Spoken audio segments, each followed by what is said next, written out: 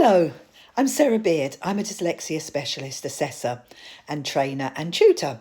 And I'm just sitting here waiting to start a dyslexia assessment in about 20 minutes. So as I had a little bit of spare time, I thought I'd do a quick video to explain to people what happens during a dyslexia assessment.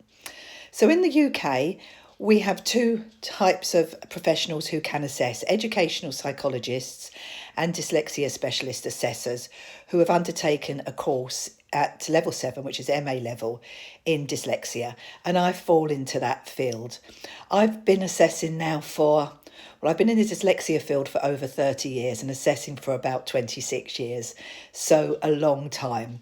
Now, how I work is we always collect, and all dyslexia assessors have to, background information, first of all, from you, the school, and any other interested parties. So, for example, sometimes it might be a private tutor as well. And I will read that information on the morning of my assessment. I have a quick look beforehand when it comes into me, because there's certain things I have to check, like has the student had the eye test? But I will read it thoroughly and write my background summary prior to my student coming. When my student arrives, I often ask, most of my students are below 16. Sometimes they're older. I can assess older, but on the whole, they're below. I will ask the parent to come into the room with them, and I'll double check with the parent anything that was unclear on the background information and clarify that. And of course, I will put the child at ease. I talk to them about the process.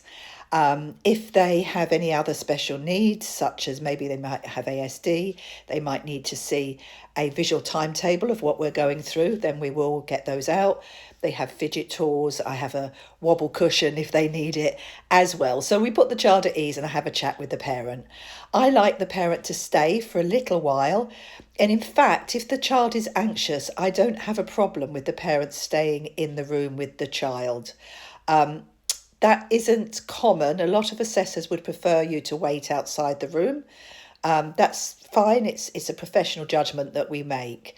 And some parents will leave after about 10 minutes. And obviously, I'll contact them if there was any problems. So I'm very flexible with that. I let parents decide.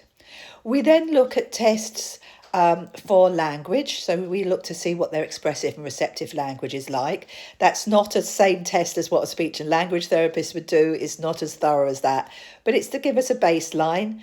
We might include non-verbal reasoning as well, if need be. That's an optional test, depend on the profile of the student. And then we do what's called the phonological processing tests to see how they process sounds, how quickly they can process information, and lots of tests for memory. And that will give us a clear idea of their cognitive profile and whether the difficulties are related to dyslexia. We then look at reading, writing, spelling in depth. So it's not just one quick reading test, we do several. And if need be, if the child has reported or the parent has reported that the child has difficulties with maths, we will do a quick maths test as well. But it's not a dyscalculia assessment. That's a video for another day. So we look at all that information, and then that usually takes anything between 2.5 to 3.5 hours. We might put additional tests in if need be. And then I often am able to tell the parent, not on every occasion, whether it does look like a dyslexic profile. And if I can't, I will tell them within 48 hours. I then set about writing my report over the next couple of weeks, which takes a long time, collating all the evidence, thinking about the background, thinking about the observations made through the assessment, and of course the test results. And then the report will be with the parent within 21 working days. And at that point, once the parents had a read through, they can book a Zoom meeting with me. So that's how it works with me. There's fundamental stages there that all assessors follow. Sometimes people might be longer with their reports, sometimes they might be quicker. Some assessors don't want the parents in the room. Some don't write their background till afterwards. Some have a telephone conversation in advance. There are variables, but in terms of what we have, how we write it, and the process we follow in terms of the number of tests we include and the range of tests we include will be the same for all dyslexia assessors. Thank you so much for listening. Please get in touch if you've got any questions.